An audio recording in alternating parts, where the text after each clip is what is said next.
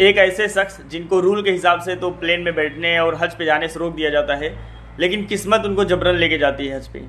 कहानी है लीबिया के एक गद्दाफ़ी नाम करके एक हैं शख्स की, जिनके नाम के आगे गद्दाफ़ी लगा हुआ है। तो उनके जांच प्रोसेस लंबा हो जाता है, क्योंकि एक गद्दाफ़ी नाम का लीबिया में तानाशाह था, तो इसीलिए इनके नाम के आगे गद्दाफ़ी लगा, इसलिए जांच प्रोसेस बहुत लंबा हो जाता है। इनके जितने ग्रुप के लोग थे वो सभी लोग बाकी प्लेन में सवार हो चुके थे, बैठ चुके थे, और पायलट गेट को भी बंद कर लिया।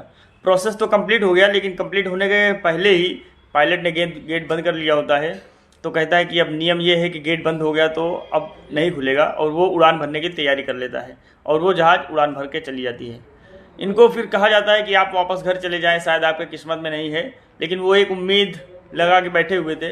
अनाउंस होता है थोड़ी ही देर में कि वही प्लेन में गड़बड़ी आ गई, वो प्लेन वापस आती है। अभी वापस आती है तो उनके अंदर एक उम्मीद थी कि शायद मौका मिल जाए मुझे, लेकिन थोड़ा ही काम कराने के बाद पायलट बोलता है गेट खोलने की आवश्यकता मुझे नहीं पड़ी, पायलट जहाज़ बन चुका है, और फिर से उड़ान भर के चली जाती है।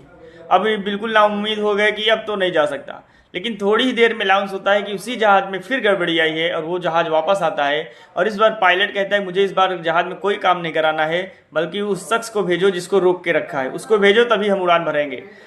और वो शख्स जाके बैठता है, और बाहिफाजत सुरक्षित वो जहाज़ वहाँ से उड़ता है, बिना किसी नुकसान के, बिना किसी गड़बड़ी के, और जाके सऊदी अरब में पहुँचता है। वहाँ पे इन्होंने अपनी कहानी बताई तो दुनिया बिल्कुल हैरान हो गया। अब इसको किस्मत कहें, लक कहें, क्या कहें, लेकिन इतना है कि मुद्दई लाख बुरा चाहे तो क्या होता है, वही होता है जो मंजूर खुदा होता है।